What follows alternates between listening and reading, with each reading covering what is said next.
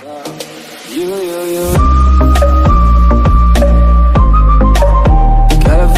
dreaming about you. Alex Tagliani, the first of the Team Australia cars, didn't qualify all that much faster than the two young Australians, which is encouraging for them. And I mentioned, if you've just joined us, I mentioned not too long ago that all the drivers were saying pretty much the same thing about the cars when they came in after qualifying. So that means that all the engineers could head in the right direction. Let's hope they've made some gains. Well, you talk racing for the fuel gauge at the moment, Neil. The Tagliani team just handing a piece of paper around to the crew chief there. They're saying to him they're going to try and go on green now right through to lap 21. Yeah, so that caution period bought them a little bit of time, and it's taken that first pit stop window out from about lap 17, 18 by a couple of laps, obviously. Here's car number 25, Will Power, the Team Australia entry, and he's doing a great job inside the top 10, position 8 at the moment, last lap of 36.8, and he's coming to terms with these very different cars to those cars that he's driven in the past. His nearest target is Timo Glock up ahead on the racetrack, a man who briefly ran a few races in Formula One for the Jordan team, did a pretty good job, was unable to secure a full-time Formula One drive, and has instead moved to Champ Car. Nelson Philippe is the man on screen now chasing Will Power, and Rodolfo Levin a little further back on the circuit. It's a local race, not just in terms of nationality, but Will is from Toowoomba, so he's got a lot of family and friends here this week. And his partner, Kerry Fenwick, who does public relations work for Mark Webber's, come out from the UK just to see her man do his business this weekend at this racetrack, and he's done great business so far. He's been very competitive. It's a real tough task to come to terms with a vehicle that is so much heavier and so much more powerful than those that he's been working with. So he hasn't bothered to play a lot with the car. He's really tried to work himself in, and Derek Walker told me in Montreal that the thing that impressed him most about Will Power was he didn't want to fiddle with the car. When they tested him at Phoenix, he said Will was terrific because he said, no, there's time in me, just let me work it through.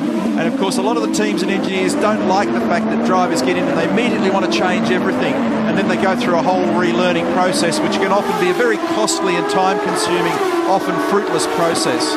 Will's 11th on the grid, incidentally, is the best qualifying position for an Australian in this event, so he's done extremely well. And don't forget, he has some very, very good people on a hastily put together team. We talked about it yesterday, but the decision wasn't made to run a third car until after Las Vegas, when Team Australia had to assess and make sure that they had the parts and the chassis to be able to run 3 cars here.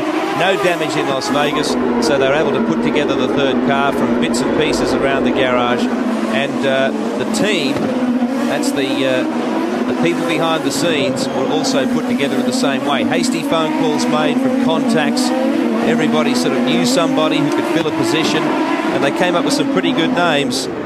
Lee Dykstra, the chief engineer, vastly experienced in this series. Don Lambert, also very big name on board, and they've gelled together very well and helped Will in his very brief time. Incidentally, in that team, Formula BMW driver Michael Patrizzi is on the signboard for Will Power, and James Davison, young Australian, also trying to secure a name overseas, and I think will be soon signing, if he hasn't announced it already, with Team Australia in one of those championships for next year. He's also on a pit board, I think, for Alex Tagliani. So a real team effort there, Lee. Will Power lapping within 1 second of the race leaders, so good solid pace for the young Australian. The head of this pack is Timo Glock, who's in 7th place, then Will Power, Nelson Philippe, Levin and Servia. There it is.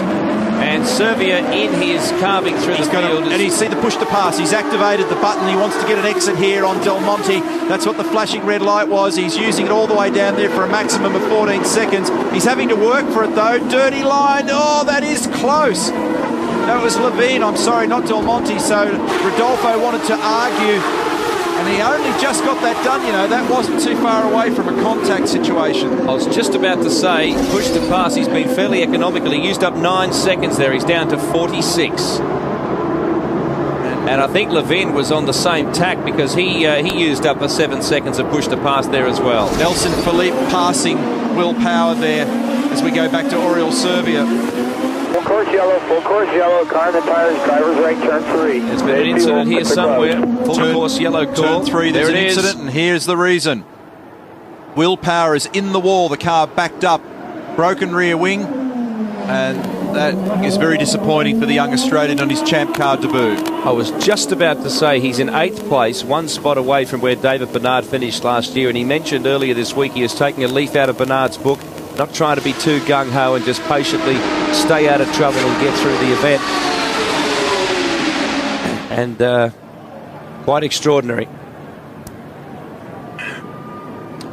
We just don't know at this point whether he tangled with somebody. There's some suggestion he may have tangled with Marcus Marshall or Alex Tagliani. This is Tagliani here with the front right flat. Tagliani was behind him on the track. So, oh, yes. Whoops. That won't go down well back at head office. Alex, when you get here, we'll do fuel, tyres. Very strange indeed.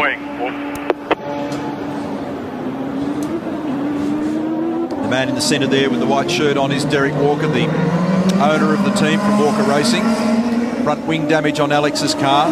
Been a bit of a tough weekend. Everybody lost a lot of track time early on with the ordinary weather. They had to compress a lot of their learning into a minimal amount of time. There's the new front wing assembly for the Lola. So here's Tagliani at the back of the field, who has taken a penalty for entering a closed pit. Meantime, Darrell is with Will.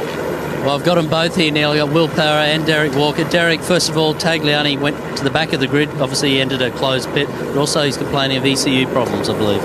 It does seem to be. The engine just conked out there the last time he made a stop. We don't know what it is. We're going to try and limp it home. Obviously, this little incident didn't help us, but hey, these things happen. Right, we'll get on to Will. Will, obviously disappointing. You were having a good run there, lap time-wise, in that race as well. Yeah, it was. The car was all right. It had a bit of understeer, but we're just consistently going along there, and yeah, felt a nasty bump. That's live. I mean, I was going to let him go down the back straight, but maybe he thought different, so oh well. It's the first race. You feel like maybe he had a problem, that's why he's running into your brake issues, or you think he's just had a go from a long way back and got into the back of you? I don't know, maybe he did have brake problems, who knows. I mean, it's just one of those things. I was going to let him go, but he found his own way through. All right, well done. Yeah, thank you. Yes, very disappointing there. Will was showing really good pace. Now we have this compressed field.